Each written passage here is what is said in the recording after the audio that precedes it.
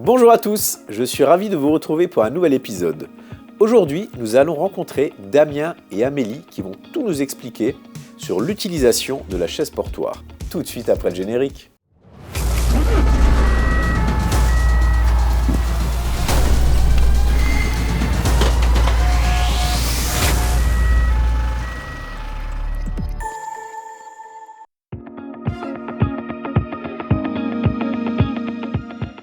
Bonjour Damien, bonjour Amélie. Pouvez-vous nous dire dans quel cas vous utilisez la chaise portoir ?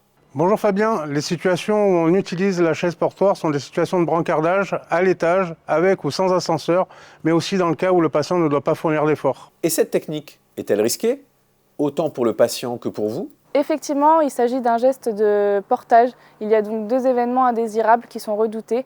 Dans un premier temps, la chute du patient et de l'équipe d'ambulanciers, et dans un second temps, les troubles musculo-squelettiques dus aux mauvaises postures du patient ou à un geste brusque du patient. D'accord, nous comprenons donc que l'ergonomie va être très importante dans ce geste, n'est-ce pas ? Oui, tout à fait Fabien. L'ergonomie est primordiale dans l'utilisation de la chaise portoir.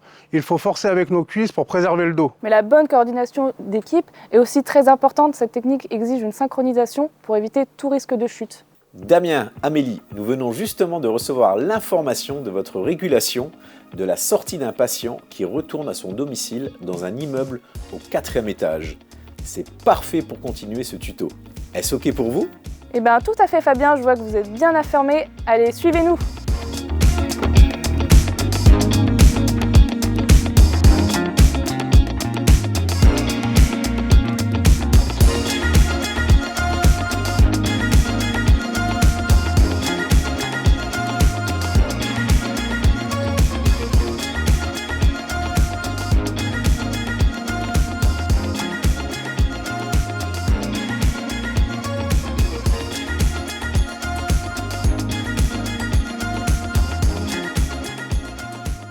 Pour commencer Amélie, pouvez-vous nous expliquer comment déplier cette chaise portoir ?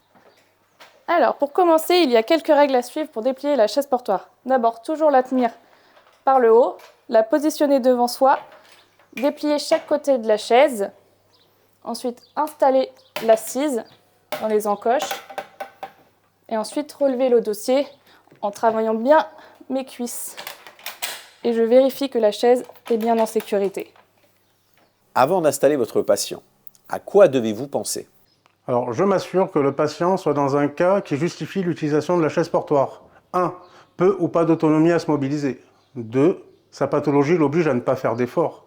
3. Il n'y a pas de contre-indication médicale à être en position assise. En cas de doute, il faut se référer à la prescription médicale. Avant d'installer le patient, j'effectue une rapide reconnaissance du parcours afin d'éviter d'éventuels obstacles et de bloquer les portes pour faciliter notre progression.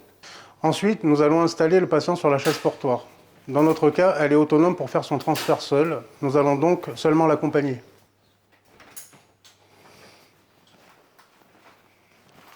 On va descendre. Alors,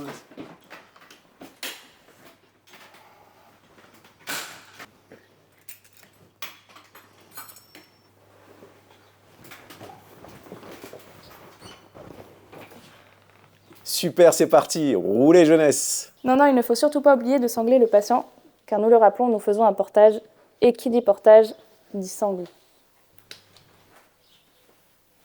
Très bien, maintenant nous arrivons à l'étape cruciale. Il va falloir atteindre le 4e étage. C'est parti, on vous regarde. nous allons maintenant rouler la chaise jusqu'au pied de l'escalier. Pour cela, nous allons basculer la patiente légèrement en arrière. Madame, nous allons basculer en arrière. Gardez bien les mains sur vos jambes. Damien, t'es prêt ? Prêt ? Nous allons reposer la chaise, madame.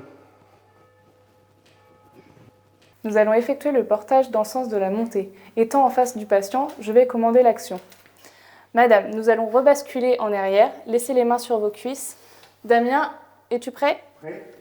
C'est parti. En me relevant, je donne le rythme de la montée afin que Damien n'ait pas la sensation de tirer la chaise. Hop, je pose. Damien, es-tu prêt ? Prêt ? 1, 2, 3. Je pose.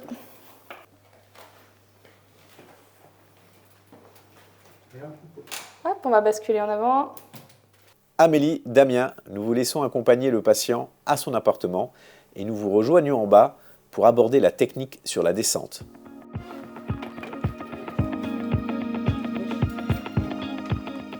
Dans le cadre de la descente, le patient ne change pas de position. Par contre, nous changeons de position, on fait face à la descente pour protéger notre ergonomie et avoir plus de visibilité.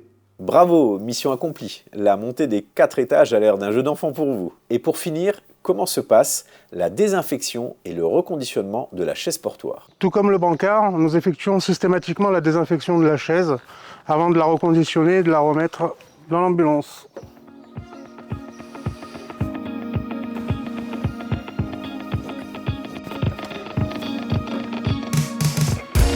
Une fois les nettoyages faits, on la replie pour la replacer dans l'ambulance et on la sangle pour la sécurité. Parfait, merci à tous les deux de nous avoir présenté ce geste métier.